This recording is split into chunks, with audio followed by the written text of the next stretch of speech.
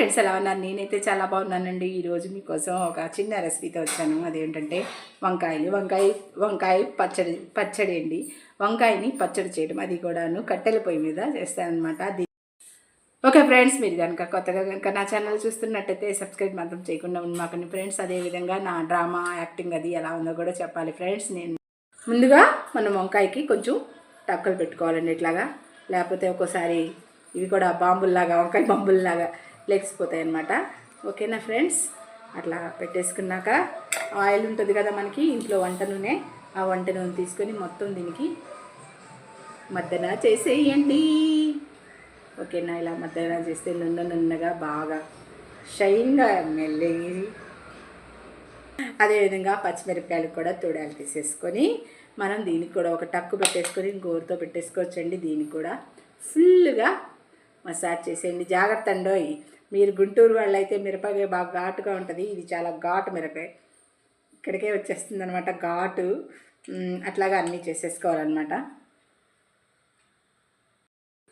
Oil అయితే మొత్తానికి మద్దన చేసేసుకున్నాను అనమాట. అయితే నాకు కట్టెల పొయ్యి మీద ఆల్రెడీ నిప్పులు తయారయ్యాయండి. ఇదిగో ఈ మెష్ ఒకటి తీసుకున్నాను. ఈ మెష్ ఎక్కడి నుంచి తెచ్చారనుకుంటున్నారు? దీనికి ఒక పెద్ద స్టోరీ చెప్తున్నాను. ఏం లేదు, దీన్ని మీషోలో ఆర్డర్ పెట్టాను అనమాట. ఈ మెష్ మీషోలో ఆర్డర్ పెట్టాను అనమాట.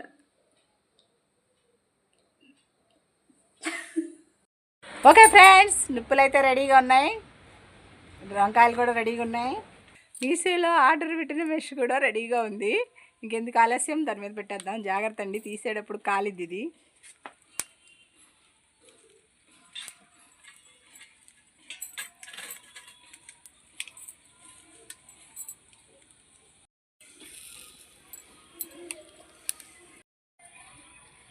ఓకేనా ఫ్రెండ్స్, ఇలా మగ్గ పెట్టుకోవాలన్నమాట. ఈ పొయ్యి మీద నీళ్లు కాసుకుంటాను అనమాట. నీళ్లు కాసుకోవడం అయిపోయిన తర్వాత ఈ పిచ్చి పిచ్చి పనులన్నీ చేస్తూ ఉంటాను నేను. కాదులేండి, చాలా టేస్ట్ ఉంటుంది పచ్చడి అనేది.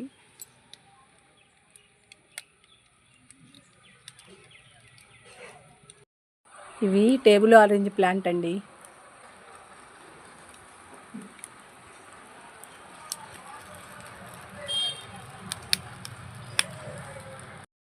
టైం మధ్యాహ్నం 12 అయిందండి. చూడండి ఎంత ఎలా ఉందో, మంచుగా ఉంది అసలు.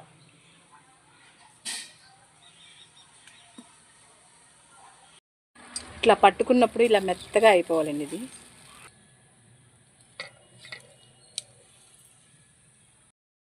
ఇదిగో చూడండి, చక్కగా మగ్గిపోయిందనమాట వంకాయ.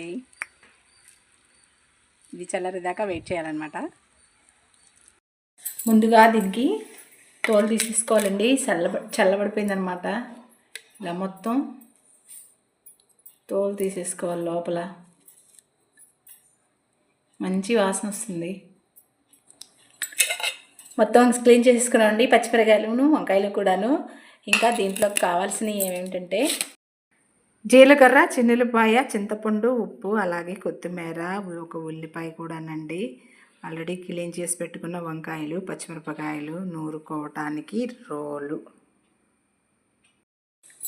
ముందుగా మనం దగ్గర ఉన్నటువంటి చింతపండు ఉంది కదా, చింతపండు, ఉప్పు వేసేసుకోండి. సరిపడా వేసేసుకొని నవ్వేసుకోండి. అందులోకి మళ్ళీ చింతపండు నలిగిపోయిందండి. పచ్చిమిరపకాయలు నూరేసుకుంటున్నాం. కొంచెం ఘాటుగానే చేసుకుంటున్నాం అండి. మేము ఘాటుగానే తింటాం. పచ్చిమిరపకాయలు ఎక్కువ వేసుకుంటాం అనమాట. పచ్చిమిరపకాయలు కూడా నలిగిపోయినాయండి బాగాను. అయితే ఇప్పుడు ఇందులో చిన్నులపాయ, జీలకర్ర, మసాలా కూడా వేసేసుకుంటున్నాను. ఆల్రెడీ ఆ వంకాయ బాగా కుక్ అయిపోయింది కదా.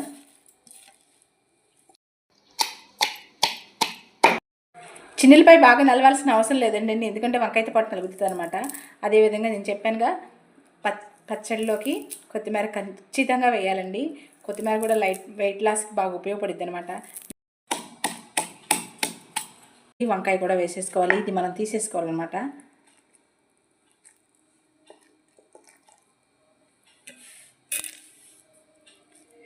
మీరు కూడా ఇట్లాగే వంకాయ పచ్చడి చేసుకుని తినండి. వేరే లెవెల్ ఉంటుంది అనమాట. అన్నం బాగా తినేయచ్చు, ఊరికే నలిగిపోతుంది.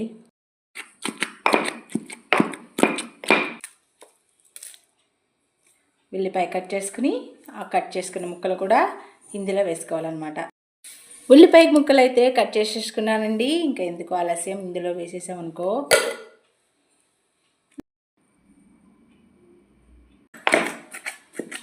పచ్చడి తయారైపోయింది. గుమగుమలాడిపోతుంది. కొత్తిమీర ఫ్లేవరు, ఆనియన్ ఫ్లేవరు.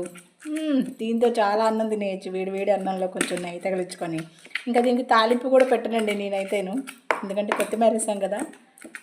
వీలైనంత వరకు ఆయిల్ కంటెంట్ తక్కువగా తినాలి కదా మనం, అందుకని అసలు తాలింపు వేయం దీనికి. ఎందుకంటే ఆనియన్స్ వేసాం కదా, బాగుంటుంది పచ్చి పచ్చిగా క్రిస్పీగా. అసలు అయితే తినేయాలనిపిస్తుంది ఇప్పుడే.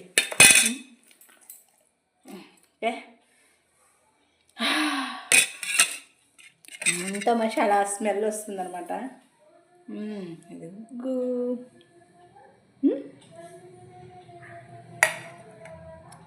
ఓకేనా, ఒక బౌల్లోకి తీసేసుకుందామండి. ఇంకా అన్నీ సరిపోయినాయి. ఉప్పు సరిపోయింది, కొంచెం ఘాటుగా ఉంది.